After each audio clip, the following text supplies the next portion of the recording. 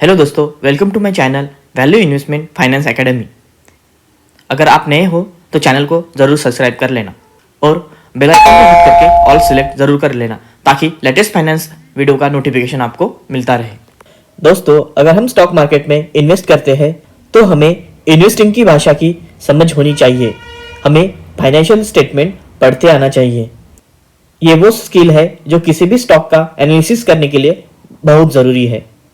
हम इस वीडियो में जानेंगे कि फाइनेंशियल स्टेटमेंट क्या होता है, फाइनेंशियल स्टेटमेंट किस टाइप के होते हैं, उनको कहाँ से देखा जा सकता है और उनमें यूज होने वाली कॉमन टर्म्स क्या क्या है और उसका क्या मीनिंग होता है, और फाइनेंशियल स्टेटमेंट का पढ़ना क्यों इंपॉर्टेंट होता है और उसका इंटरप्रिटेशन कैसे करते हैं ये भी देखेंगे। फाइनेंशियल स्टेटमेंट ये एक रिटर्न रिकॉर्ड होता है जो कंपनी के बिजनेस एक्टिविटीज और फाइनेंशियल परफॉर्मेंस को दर्शाता है एक पर्टिकुलर समय में। एक कंपनी की मेनली 3 फाइनेंशियल स्टेटमेंट्स होती है। एक है बैलेंस शीट। बैलेंस शीट से हमें ये पता लगता है कि एक कंपनी कितनी एसेट ओन करती है और कंपनी के ऊपर कितना कर्जा है या लायबिलिटीज है, साथ ही कंपनी की नेटवर्थ कितनी है। दूसरा स्टेटमेंट होता है इनकम स्टेटमेंट। इनकम स्टेटमेंट के नाम से ही पता लगता है कि एक कंपनी किसी भी टाइम पीरियड में टोटल इनकम से अपने एक्सपेंसेस निकालकर कितना प्रॉफिट या लॉस कर रही है। तीसरा स्टेटमेंट होता है कैश फ्लो स्टेटमेंट। इससे हमें कैश इनफ्लो और कैश आउटफ्लो का पता चलता है। कंपनी कितना कैश जनरेट कर रही है ये भी इस स्टेटमेंट से पता चलता है। जो कंपनियां स्टॉक मार्केट में लिस्टेड है उनको क्वार्टरली यानी हर 3 महीने में रिजल्ट को पब्लिश करना होता है। आप ये तीनों फाइनेंशियल स्टेटमेंट कंपनी की वेबसाइट पर एनुअल रिपोर्ट या क्वार्टरली रिजल्ट में देख सकते हो। आप इस स्टेटमेंट स्टॉक एक्सचेंज की वेबसाइट NSE या BSE से भी डाउनलोड कर सकते हो। फाइनेंशियल वेबसाइट जैसे कि स्क्रीनर या टिकर टेप या मनी कंट्रोल पर भी आप देख सकते हो। तो आइए देखते हैं बैलेंस शीट क्या होती है। बैलेंस शीट से हमें पता लगता है कि एक कंपनी के पास कितनी एसेट्स है और कंपनी के ऊपर कितना कर्जा या लायबिलिटीज है, साथ ही कंपनी की नेटवर्थ और इक्विटी कितनी है ये भी पता चलता है।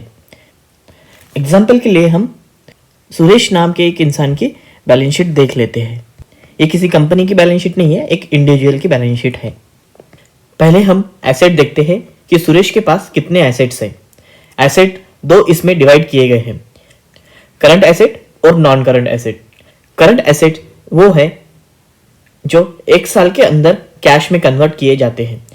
डिस्कशन के लिए हमने सुरेश के shares, gold jewellery, branded watches, mobile and laptop, इन सारी चीज़ों को करंट एसेट करके क्लासिफाई किया है। उनकी कीमत आज हम बाजार में बेचेंगे तो कितनी प्राइस होगी उस हिसाब से ये अप्रॉक्सीमेटली लगाई गई है। ये वैल्यूज डेली फ्लक्चुएट हो सकती है। इस वीडियो के पर्पस के लिए हम मान लेते हैं कि ये सारी वैल्यूज 31 दिसंबर 22 की है। सुरेश के पास नॉन करंट एसेट्स में एक कार है जिसकी 31 दिसंबर 22 की कीमत 6 लाख है और उसके पास एक घर भी है जिसकी कीमत 50 लाख है जो कि 31 दिसंबर 22 के वैल्यूएशन के हिसाब से है। तो आपने देखा कि इस टोटल मिला के सुरेश के पास 72 लाख के एसेट्स है। परंतु आप भूलिए मत, सुरेश के ऊपर लायबिलिटीज भी है। लायबिलिटीज भी 2 कैटेगरी में डिवाइड की गई है। एक है करंट लायबिलिटीज और दूसरी है non current liabilities. Current asset की तरह करंट लायबिलिटीज भी 1 साल के अंदर पे बैक करनी होगी और नॉन करंट लायबिलिटीज 1 साल से ज्यादा के अंदर पे बैक करनी होगी। सुरेश के क्रेडिट कार्ड बिल्स 1 लाख के हैं और उसने एक कर्जा भी लिया है अपने दोस्त से, वो करीबन 2 लाख का है। ये सारी लायबिलिटीज उसे 1 साल के अंदर पे बैक करनी है, इसलिए ये करंट लायबिलिटीज में आ जाती है। सुरेश के ऊपर एक होम लोन है जिसका रिमेनिंग अमाउंट 40 लाख का है। उसके ऊपर एक कार लोन भी है जो करीबन 4 लाख का है। होम लोन और कार लोन जनरली 1 साल के ऊपर में पे बैक करना पड़ता है, इसलिए वो नॉन करंट लायबिलिटीज में आ जाता है। इस केस में करंट लायबिलिटीज और नॉन करंट लायबिलिटीज मिला के सुरेश की टोटल लायबिलिटीज हो गई है 47 lakh rupees.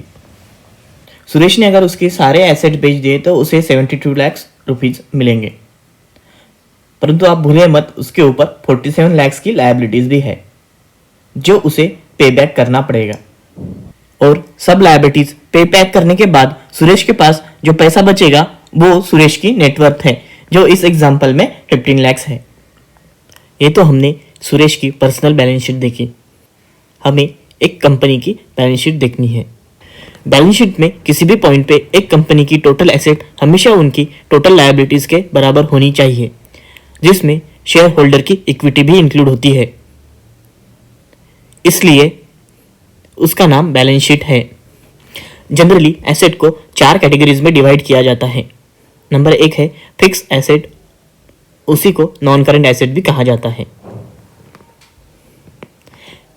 Generally fix asset physical asset होते हैं जो लॉन्ग टर्म वैल्यू ऑफर करते हैं, जैसे कि जमीन, मशीन, इक्विपमेंट। दूसरी कैटेगरी है करंट एसेट्स। करंट एसेट 1 साल के भीतर यूज करना होता है, जैसे कि कंपनी की इन्वेंट्री, कंपनी के प्रोडक्ट्स, वो प्रोडक्ट्स को बनाने के लगने वाले रॉ मटेरियल। थर्ड कैटेगरी आती है फाइनेंशियल एसेट्स।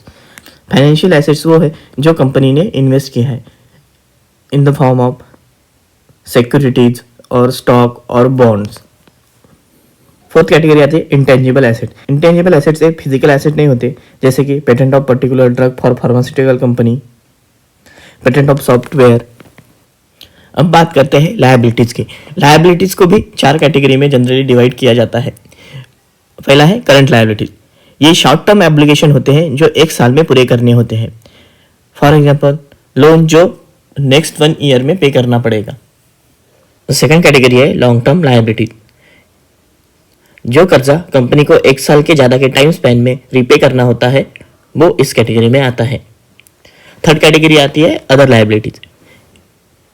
इसमें कंपनी के अदर ऑब्लिगेशंस आते हैं, जैसे कि trade payables, unpaid bills etcetera.